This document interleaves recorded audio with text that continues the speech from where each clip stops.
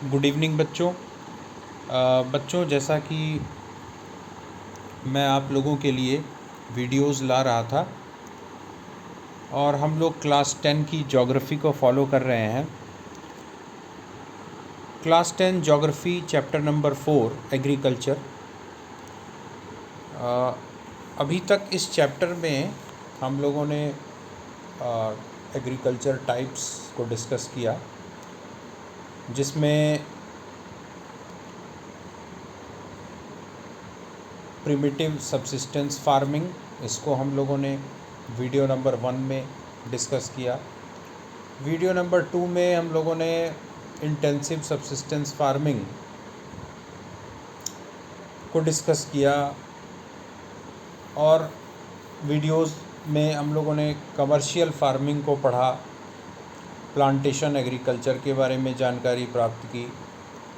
बच्चों, आज के इस वीडियो में हम लोग एक इम्पॉर्टेंट टॉपिक को लेते हैं और वो है क्रॉपिंग पैटर्न। क्रॉपिंग पैटर्न यानी भारत में किस मौसम में या वर्ष के किन महीनों में कौन सी फसलें लगाई जाती हैं, इसके बारे में बताया गया है। बच्चों, जैसे नॉर्मल लाइफ में हम लोग सीज़न का मतलब समझते हैं ऋतुएं, सर्दी की ऋतु, गर्मी की ऋतु, वर्षा ऋतु, शरद ऋतु, वसंत ऋतु वगैरह वगैरह।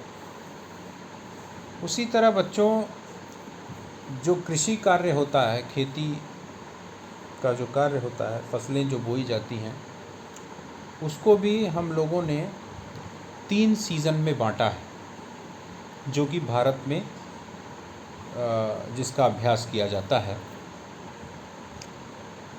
भारत में 3 क्रॉपिंग सीज़न है और ये 3 क्रॉपिंग सीज़न हैं रबी, खरीफ और जायद। अब रबी की फसलें कौन सी होती हैं, किस महीनों में, वर्ष के किन महीनों में बुआई की जाती है, कब तक फसल तैयार हो जाती है, हार्वेस्टिंग कब की जाती है, ठीक है। इस तरह से इन तीनों फसलों के बारे में बताया गया है। अब हम इसको एक एक लाइन को पढ़ते हैं। बच्चों, एक एक लाइन जो मैं पढ़ता हूँ, बहुत से लोग से मैंने सुना कि किताब की एक एक लाइन पढ़ कर उसका हिंदी मीनिंग बता देते हैं, एक्स्ट्रा कुछ नहीं बताते वगैरह वगैरह। बच्चों, मैं आपको जो ये वीडियो दे रहा हूँ, ये वीडियो मैं यूपीएससी की तैयारी करने के लिए नहीं दे रहा। पहली बात, कॉम्पिटिटिव एग्ज़ाम के लिए नहीं दे रहा हूँ। मैं क्लास 10th के बच्चों को फोकस कर रहा हूँ। क्लास 10th के वो बच्चे जो बोर्ड एग्ज़ाम में ज़्यादा से ज़्यादा मार्क्स लाना चाहते हैं, उनके लिए ये वीडियो है। और जैसा कि आप लोगों को मालूम है कि अब जो क्वेश्चन पेपर है वो मल्टीपल टाइप क्वेश्चन पेपर आता है, जिसमें 20-22 नंबर जो हैं, एक एक नंबर के क्वेश्चन होते हैं। और जो बच्चा एनसीईआरटी की बुक की एक एक लाइन को फॉलो नहीं करेगा, वो अच्छी प्रकार से एग्ज़ाम में परफॉर्म नहीं कर पाएगा। इसलिए एक एक लाइन को समझना, पढ़ना बहुत ज़रूरी है। इसीलिए मैं एक एक लाइन को फॉलो करता हूँ। ऐसे अगर पढ़ाना रहे तो मोटे तौर पे कॉन्सेप्ट को क्लियर किया जा सकता है। रबी, खरीफ और जायद को मैं डिस्क्राइब कर दूं और आगे बढ़ जाऊं, तो इससे क्या होगा कि एनसीईआरटी की ये जो लाइंस लिखी हुई हैं, इनके बीच में से अगर कोई क्वेश्चन बनता है या आता है तो वो आप नहीं कर पाओगे। तो इसलिए हर लाइन को पढ़ो, क्योंकि किसी भी लाइन से true false, match the following, rewrite and correct the sentence, fill in the blanks वगैरह वगैरह, इस तरह के क्वेश्चन आ सकते हैं। देर नहीं करते हैं और एक एक लाइन से आगे बढ़ते हैं। तो हमारी हेडिंग है आज की, जैसा कि आपको वीडियो में दिखाई दे रहा होगा, cropping pattern. You have studied the physical diversities and plurality of cultures in India. हम बहुत बार ये पढ़ चुके हैं इस बारे में जान चुके हैं कि भारत जो है वो भौतिक रूप से भी और सांस्कृतिक रूप से भी विभिन्नताओं वाला देश है। भौतिक रूप से कहने का मतलब कहीं पहाड़ है, कहीं रेगिस्तान है, कहीं दलदली ज़मीन है, कहीं मैदानी इलाका है ना। और इसके अलावा संस्कृति, बहुत तरह की संस्कृति के लोग यहाँ पर हैं। These are also reflected in agricultural practices and cropping patterns in the country। और ये चीज़ें जो हैं, ये जो विभिन्नताएं हैं, वो हमको साफ साफ दिखाई देती हैं जब हम देखते हैं कि भारत में अनेक तरीके से कृषि कार्य होता है। यानी कृषि कार्यों करने का जो तौर तरीका है वो उसमें भी विभिन्नता है। Various types of food and fibre crops, vegetables and fruits, spices and condiments etc. constitute some of the important crops grown in the country। Bharat में बहुत तरह के खाद्य और रेशे वाली फसलें बोई जाती हैं, सब्जियां, फल, मसाले वगैरह की खेती की जाती है। और इसके कारण अलग अलग जो समय है, हर फसल के बोने का और काटने का अलग अलग समय होता है। तो उस हिसाब से अगर देखें तो India has 3 cropping season. Bharat में 3 फसली ऋतुएं होती हैं, रबी, खरीफ और जायद। सबसे पहले बात करते हैं रबी की। Rabi crops are sown in winter from October to December and harvested in summer from April to June. Rabi की फसलें सर्दियों के मौसम में अक्टूबर से दिसंबर के बीच में बोई जाती हैं और काटी जाती हैं गर्मी के मौसम अप्रैल से जून के बीच में। Some of the important rabi crops are wheat, barley, peas, gram and mustard.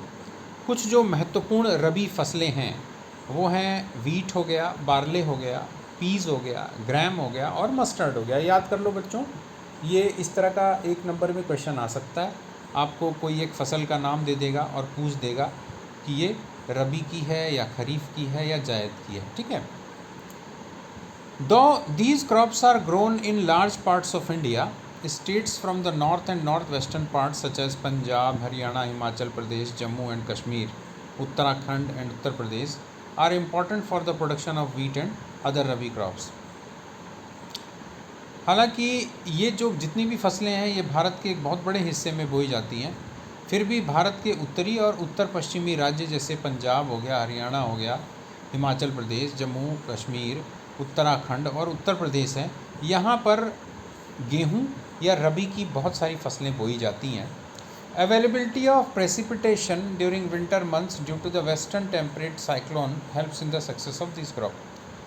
और सर्दियों के मौसम में इधर भारत के पश्चिमी और उत्तर पश्चिमी इलाकों में सर्दियों के मौसम में वेस्टर्न साइक्लोनिक डिस्टर्बेंसेस की वजह से, जो पश्चिमी विक्षोभ जिसको बोलते हैं, उनकी वजह से बारिश होती है और इस बारिश की वजह से इन फसलों को बोने में बहुत आसानी होती है।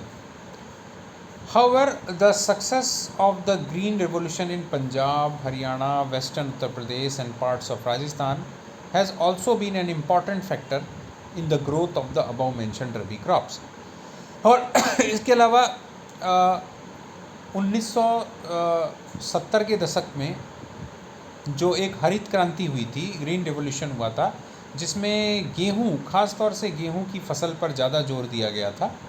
और ग्रीन रिवॉल्यूशन के बारे में बच्चों आप लोग जानते ही होंगे, आपने पिछली क्लासेस में पढ़ा है। साइंस में भी ये टॉपिक पढ़ाया जाता है और सोशल साइंस में भी ग्रीन रिवॉल्यूशन के बारे में पढ़ाया जाता है। Green revolution, yellow revolution, white revolution, ठीक है। तो ग्रीन रिवॉल्यूशन फूड सिक्योरिटी यानी खाद्य सुरक्षा के लिए भारत सरकार ने 1970 के दशक में बहुत बड़े परिवर्तन करके, बहुत सारी नई चीज़ों का विकास करके ये किया था। बांध बनाना, नहरें बनाना, रासायनिक खादों की फैक्ट्रियां लगवाना, अच्छी किस्म के बीज भारत में ही डेवलप करना वगैरह वगैरह बहुत सारी चीज़ें की थी। और खाद में सब्सिडी, बिजली में सब्सिडी, किसानों को यहाँ तक कि मुफ्त में बीज दिए गए थे ताकि ज़्यादा से ज़्यादा गेहूं का प्रोडक्शन हो, ताकि अगर ऐसी स्थिति आती है कि जब फसल नहीं होती, मॉनसून अच्छा नहीं होता, बारिश अच्छी नहीं होती है, तो उस समय हमारे पास, हमारे देश पे इतना अनाज हो कि जनता भूख से न मरे, है ना। और दूसरी बात कि हरित क्रांति करने की एक वजह ये भी थी कि भारत के किसान मॉनसून पे निर्भर न रहें, यानी वर्षा पे निर्भर न रहें, सिंचाई के अन्य साधनों को भी विकसित किया जाए। उसकी वजह से बच्चों, ग्रीन रिवॉल्यूशन की वजह से बम्पर प्रोडक्शन हुआ था और देश में बफर स्टॉक हो गया था, यानी हमारी ज़रूरत से कई गुना ज़्यादा अनाज रखा गया, गोदाम बनाए गए। उसी समय क्या बोलते हैं, फूड कॉरपोरेशन ऑफ इंडिया की स्थापना की गई, उसके गोडाउन्स बनाए गए, ठीक है। तो और ये जो ग्रीन रिवॉल्यूशन है, ये सबसे ज़्यादा देखने को मिला था पंजाब, हरियाणा और पश्चिमी उत्तर प्रदेश में इसका असर, और राजस्थान के कुछ हिस्से जो कि कुछ पंजाब से सटे हुए हैं या फिर कुछ हरियाणा से सटे हुए जो इलाके हैं पूर्वी राजस्थान के। Important factor in the growth of above mention rabi crops, ठीक है। नेक्स्ट आते हैं बच्चों kharif. Kharif crops are grown with the onset of monsoon in different parts of the country and these are harvested in September October. Kharif की जो फसलें होती हैं बच्चों, ये मानसून की जो वर्षा शुरू होती है यानी जून जुलाई, तो जून अगर मान लेते हैं तो जुलाई अगस्त से इस फसल की, ये जो फसल होती है खरीफ के मौसम की फसलें जो होती हैं उनकी बुआई शुरू होती है, बोई जाती है, सोइंग पीरियड जिसको बोलते हैं, और ये फसल तैयार हो जाती है, काटने लायक हो जाती है सितंबर और अक्टूबर में।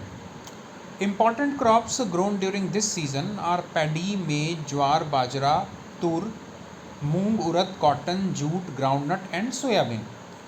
इसमें जो महत्वपूर्ण फसलें हैं वो है धान, मक्का, ज्वार, बाजरा, अरहर की दाल, मूंग, उड़द वगैरह की दाल, कॉटन हो गया आपका, कपास, जूट हो गया, ग्राउंडनट यानी मूंगफली हो गई, सोयाबीन वगैरह, ये फसलें बोई जाती हैं। Some of the most important rice growing season regions are Assam, West Bengal, coastal regions of Orissa, Andhra Pradesh, Telangana, Tamil Nadu, Kerala and Maharashtra, particularly the Konkan coast along with Uttar Pradesh and Bihar. ये इलाके बच्चों जहाँ पर धान की खेती यानी चावल की खेती बड़े पैमाने पर होती है। Recently paddy has also become an important crop of Punjab and Haryana, लेकिन हाल के वर्षों में ये देखा गया है पंजाब और हरियाणा में भी धान की फसल उगाई जाती है। और पिछले वीडियोस में मैंने डिस्कस भी किया था बच्चों कि पंजाब और हरियाणा में जो पैडी है यानी धान की जो फसल है वो कमर्शियल क्रॉपिंग के तौर पे की जाती है, क्योंकि वहाँ के लोगों की स्टेपल डाइट वीट है, यानी वहाँ के लोग जो हैं उनका मुख्य जो भोजन है, खाद्यान्न है, वो गेहूँ है। वो चावल का प्रयोग बहुत कम करते हैं, न के बराबर करते हैं, ठीक है। तो वो चावल लेकिन बोते हैं, तो वो सारा चावल सिर्फ़ और सिर्फ कमर्शियल पर्पज़ यानी बिजनेस के लिए वो बोते हैं, है ना। In states like Assam, West Bengal and Orissa 3 crops of paddy are grown in a year. कुछ ऐसे भी राज्य हैं बच्चों जहाँ पर एक साल में 3 बार धान की फसल उगाई जाती है, यानी एक ही वर्ष में 3 सीज़न होते हैं, तीनों सीज़न में धान की अलग अलग फसलें एक ही खेत में लगाई जाती हैं, और वो राज्य हैं असम, वेस्ट बंगाल और उड़ीसा, ठीक है। These are aus, aman and boro, यानी इनके 3 सीज़न होते हैं, और वो 3 सीज़न, ये इम्पॉर्टेंट क्वेश्चन बन सकता है बच्चों, जिसको हम लोग अस, अमन और बोरो कहते हैं। अब आते हैं जो तीसरा क्रॉपिंग सीज़न होता है in between the rabi and the kharif season. Rabi और खरीफ सीज़न के बीच का जो समय होता है, एक छोटा समय, short season, during the summer month यानी गर्मियों के मौसम में, नोन एज द जायद सीज़न, उसको हम लोग जायद सीज़न के नाम से जानते हैं। Some of the crops produce during zaid are watermelon, muskmelon, cucumber, vegetables and fodder crops. Sugarcane takes almost a year to grow. कुछ जो जायद की फसलें हैं वो हो गई, तरबूज हो गए, खरबूज हो गए, ककड़ी, खीरा वगैरह जो होता है, और सब्जियां होती हैं और कुछ फॉडर क्रॉप्स यानी जो चारे की फसलें, पशुओं को जो चारा खिलाया जाता है, हरा चारा, उनकी फसलें बोई जाती हैं। और शुगर केन यानी गन्ने की फसल भी इसी समय बोई जाती है, लेकिन गन्ने की फसल को तैयार होने में, काटने लायक होने में लगभग 1 वर्ष लग जाता है। अब आते हैं बच्चों, एक इम्पॉर्टेंट क्वेश्चन ज़रूर आता है आपका, 3 नंबर या 5 नंबर का एक इम्पॉर्टेंट क्वेश्चन आता है ज्योग्राफी में, मेजर क्रॉप्स के बारे में। तो इसमें आपको नोट्स बनाने पड़ेंगे। नोट्स बनाने के लिए आप क्या करोगे, पहले तो क्रॉप का नाम लिख लोगे कि उस फसल का नाम क्या है, सपोज़ कि राइस। अब आप उसके बाद जो सेकंड पॉइंट होगा वो होगा कि इसके बोने का टाइम क्या है ना, इसका सोइंग पीरियड क्या है, हार्वेस्टिंग पीरियड कब है, मतलब ये फसल कब पकती है और कब काटी जाती है। इसके बाद इसके जो क्लाइमेटिक एस्पेक्ट्स हैं, यानी इस क्रॉप की जो रेनफॉल या इरिगेशनल रिक्वायरमेंट होती है, यानी इस फसल को कितनी बारिश की आवश्यकता है, ठीक है। और बोने के समय टेम्परेचर, एटमॉस्फेरिक टेम्परेचर क्या होना चाहिए, और फसल काटने के समय क्या टेम्परेचर होना चाहिए, ये भी आप उसमें मेंशन करोगे। और उसके बाद आप जो ग्रोइंग रीजन्स हैं, यानी जो क्षेत्र, जो मेजर प्रोड्यूसिंग रीजन है जहाँ पर ज़्यादा राइस चावल की फसल उगाई जाती है, उन इलाकों के नाम आप भारत में जो हैं वो लिखोगे, ठीक है। और कोई स्पेशल फीचर अगर इससे रिलेटेड है, इस राइस की क्रॉप से, तो आप उसको मेंशन करोगे। तो इस तरह से आप अपने नोट्स को बनाओगे, ठीक है। तो अब हम लोग कुछ क्रॉप्स के बारे में डिस्कस करते हैं, इनको भी। अब जैसे देखो, फर्स्ट है आपका राइस। तो it is the staple food crop of the majority of the people India. Bharat में अधिकतर लोग, भारत में मुझे लगता है कि 80% से ज़्यादा लोग जो हैं, मुझे लगता है वो उनका मुख्य भोजन चावल है ना। And our country is the second largest producer of rice in the world after China. और चीन के बाद भारत विश्व में दूसरा सबसे बड़ा चावल उत्पादन करने वाला देश है। It is a kharif crop, ये खरीफ क्रॉप होती है विच रिक्वायर्स हाई टेम्परेचर। अब देखो, अब आपको अपने नोट्स इस तरह बनाने हैं ना। जब बोने के समय टेम्परेचर ज़्यादा होना चाहिए, यानी 25 डिग्री सेल्सियस से ऑलमोस्ट ज़्यादा होना चाहिए temperature. High humidity with annual rainfall about 100 centimetre. हवा में नमी की मात्रा ज़्यादा होनी चाहिए, और जो रेनफॉल है वो 100 सेंटीमीटर से ज़्यादा होना चाहिए। In the areas of less rainfall it grows with the help of irrigation. लेकिन ऐसे भी इलाके जहाँ बारिश कम होती है, वहाँ पर भी चावल की खेती होती है, लेकिन फिर हमको अलग से इरीगेशनल फैसिलिटी करनी पड़ती है, यानी कैनाल्स का यूज़ करना पड़ता है, और ये अंडरग्राउंड वाटर का यूज़ करना पड़ता है, ठीक है, जैसे पंजाब हरियाणा वगैरह में। इसके बाद देखो, ये आपका मैप है, ये आपका राइस प्रोड्यूसिंग एरिया है, इम्पॉर्टेंट है बच्चों ये। Rice is grown in the plains of north and north eastern India, है ना, coastal areas and the deltaic region, है ना। भारत में जो मुख्य रूप से चावल की फसल जो है, भारत के उत्तर पूर्वी इलाका, जो भारत का उत्तर पूर्वी इलाका है, तटीय इलाकों में आपका जो ईस्टर्न कोस्टल एरिया है, यानी जो भारत का पूर्वी तटीय इलाका है, समुद्री तटीय इलाका, वहाँ, और भारत के जो डेल्टा वाले रीजन्स हैं वहाँ। Development of dense network of canal irrigation and tubewells have made it possible to grow rice in areas of less rainfall such as Punjab, Haryana and western Uttar Pradesh and parts of Rajasthan. चूँकि अब कैनाल इरिगेशन यानी नहर, हर जगह नहरों का जाल बिछ गया है, और अंडरग्राउंड वाटर को निकालने की अच्छी फैसिलिटीज़ डेवलप हो गई है, तो इसकी वजह से जहाँ बारिश कम होती है उन इलाकों में भी चावल आजकल पैदा किया जा रहा है। जैसे आपका पंजाब हो गया, हरियाणा हो गया, उत्तर प्रदेश हो गया, और राजस्थान के कुछ इलाके। तो बच्चों, अब जो है आज का वीडियो मैं यहीं पे समाप्त करता हूँ और नेक्स्ट वीडियो में हम और अलग अलग फसलों के बारे में डिस्कस करेंगे। तब तक बच्चों, आप सभी लोगों को गुड नाइट और रक्षाबंधन की बहुत बहुत शुभकामनाएं।